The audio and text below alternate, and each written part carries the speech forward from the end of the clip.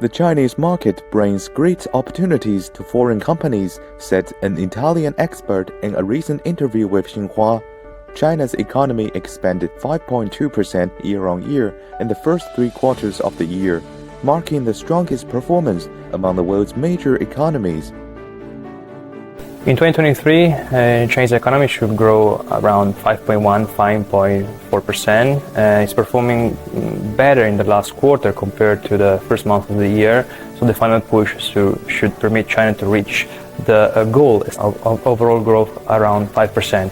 Established by the government in March 2023, Chinese economy has performed quite well in 2023. I totally agree, not just about China, but for Europe as well, and the world as well. Digital economy and green transformation are the 2 main sectors where companies, governments are investing.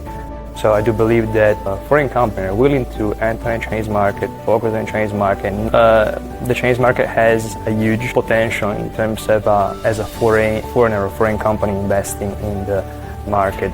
Doesn't matter where China's economy is set to be, but still, the transformation of Chinese society will open up huge opportunities for our companies.